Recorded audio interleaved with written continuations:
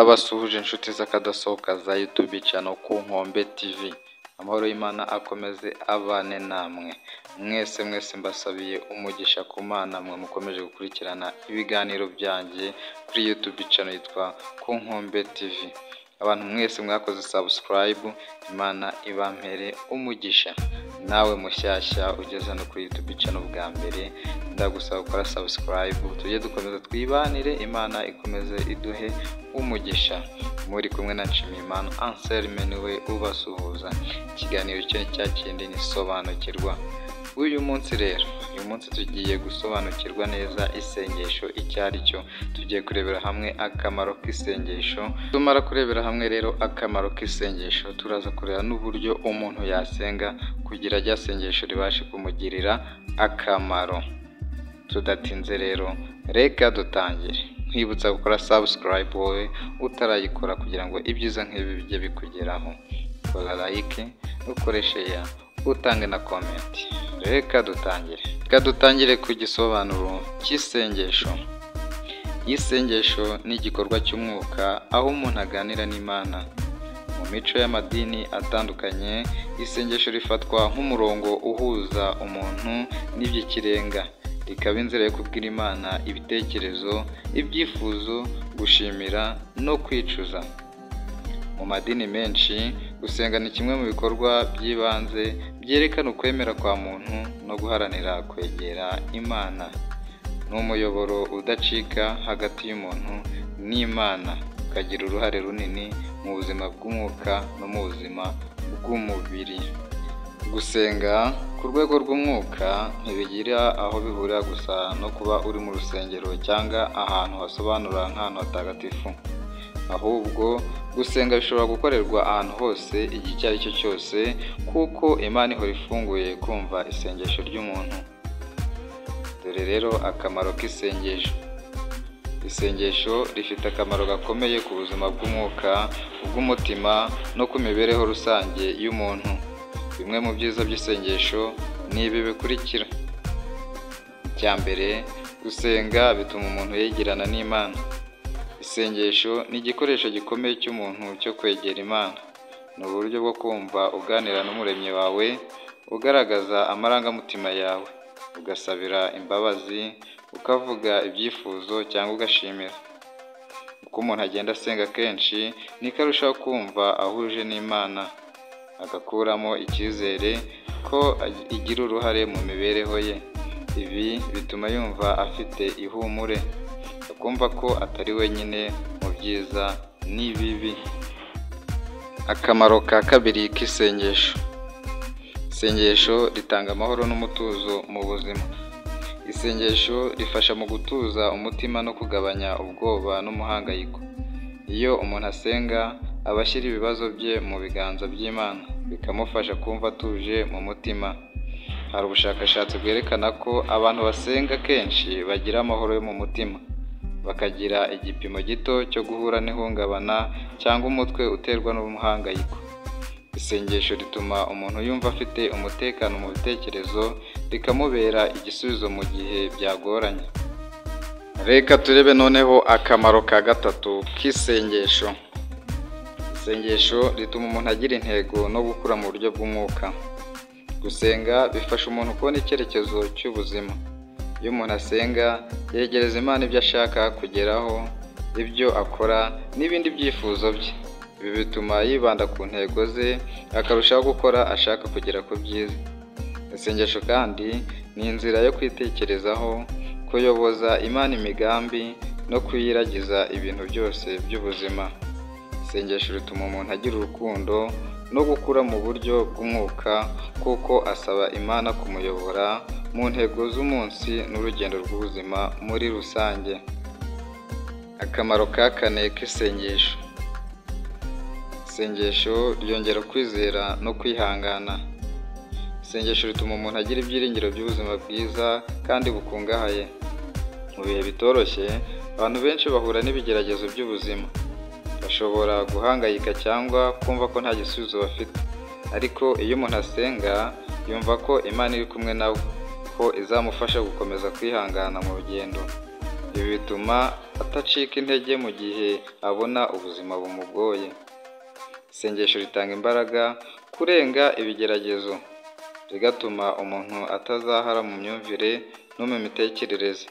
Nko mu idini rya Gikristu, isengesho rituma abantu bibuka amagambo ya Yesu agira ati: "Ntimugire ubwoba kuko ndi kumwe namwe." Ibyo bikaba icyizere n'imbaraga zo kwihangana mu bibazo. Akamaro ka gatanu k'isengesho. Isengesho risana umubano hagati y'abantu n'imiryango. Isengesho rishobora kuba igikoresho gikomeye cyo gusana umubano hagati y'abagize umuryango cyangwa inshuti. Iyo abantu basengera hamwe, cyane cyane mu miryango, bibafasha kugira ubumwe n'urukundo hagati yabo. Isengesho ritoza abantu kuvugisha ukuri no gukundana, bityo bigafasha mu mubano w'umuntu na mugenzi we. Hari kandi isengesho ryabera hamwe mu rusengero, rikaba umuyoboro w'ubwumvikane n'ubufatanye hagati y'abasenga bose. Akamaro ka gatandatu k'isengesho. Isengesho rituma wiyumvamo ko ufite umutekano. Abantu benshi bakura mu rusengero icyizere n'umutekano, bumva ko igihe cy'ubuzima bwabo hari imbaraga zitangaje zibahagararaho. Ibi bituma babasha gutera intambwe mu bintu bikomeye, bafite icyizere ko Imana izababera umurinzi. Iyo wizeye ko Imana ikurinda kandi ikwitaho, nta bwoba bwinshi ugira ku byashoboka byose, kuko uba wizeye ko umutekano wawe n'uw'abantu bawe bakwegereye uri mu biganza by'Uwiteka. Reka noneho turebere hamwe ingaruka z'isengesho ku buzima bw'ubwonko n'imitekerereze. Nimvuga ingaruka z'isengesho ntimugire ngo ni ingaruka mbi, oya, ni ingaruka nziza n'umumaro w'isengesho. Reka dutangire. Ubushakashatsi bwakozwe n'abahanga mu mitekerereze y'abantu bwerekanye ko isengesho rifite ubushobozi bwo kugabanya ikibazo cy'umuhangayiko n'agahinda gakabije. Ubwonko bw'umuntu buhura n'ingaruka nziza zo gusenga, kuko isengesho rishobora gutuma imikorere y'ubwonko igenda neza, bityo bigatuma ibitekerezo by'umuntu bidahura n'ihungabana. Mu gihe umuntu asenga, ashyira umutima ku gusabana n'ibyo yemera, bigatuma ahugira muri icyo gikorwa, bikagabanya gutekereza ku bibazo. Ibi bifasha mu kubaka amarangamutima n'umutekano w'ubwonko. Isengesho kandi rifasha mu gucunga neza amarangamutima, kuko iyo umuntu abwira Imana ibibazo bye, aba atanga umwanya wo kwitekerezaho, akamenya aho ubuzima bwe burimo kugana. Gusenga kenshi birinda umuntu kwiheba, kuko buri gihe yumva afite icyizere ko ibyo avuga bigera ku Mana. Noneho reka turebe uburyo bwo gusenga no gukomeza kwiyegereza Imana. Hari uburyo bwinshi bwo gusenga, kandi bwose bugamije kwegera Imana no kugirana umubano ukomeye nayo. Mu madini atandukanye, isengesho rikorerwa mu buryo butandukanye. Hari uburyo bwo gusenga wivugira, gusengera mu mutima, cyangwa se gusenga mu kivunge n'abandi. Bimwe mu by'ingenzi byakunganira gusenga neza ni ibi bikurikira. Icya mbere, gusenga kenshi no kudacika intege. Uko usenga kenshi niko urushaho kugenda wumva ko urimo kwegerana n'Imana. Ni byiza kwiyemeza igihe cyose gusenga buri munsi, yaba mu gitondo cyangwa nimugoroba, kugira ngo umenye neza ko ubana n'Imana mu mibereho ya buri munsi. Uburyo bwa kabiri ni uburyo bwo kwishyira hamwe n'abandi. Gusengera hamwe n'inshuti, umuryango cyangwa mu rusengero bigufasha kugirana n'abandi ubusabane mu buryo bw'umwuka, kandi bikongera ubushake bwo gukomeza inzira y'Imana. Uburyo bwa gatatu, kwita ku byo uvuga. Isengesho rigomba kuba rigizwe n'ubushake bwo gukorera Imana n'umutima ufunguye. Buri gihe isengesho rigomba kuba ririmo ukwizera n'ubwenge bwo kumenya ko uri imbere y'Imana. Uburyo bwa kane ni ugusoma ijambo ry'Imana.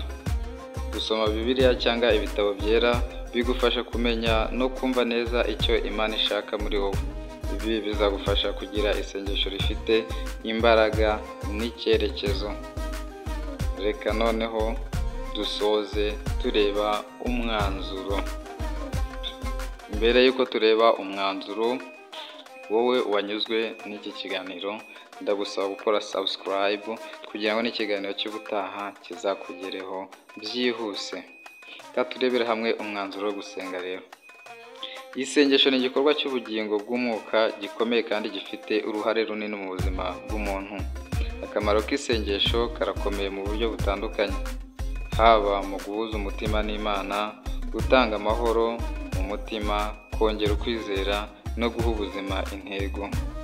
Gusenga kandi bituma abantu bagira ubufatanye n'urukundo hagati yabo, bikongera n'ubwumvikane mu muryango. Umuntu wese usenga abasha kumva ko Imana imwitaho kandi imuha imbaraga zo guhangana n'ibigeragezo.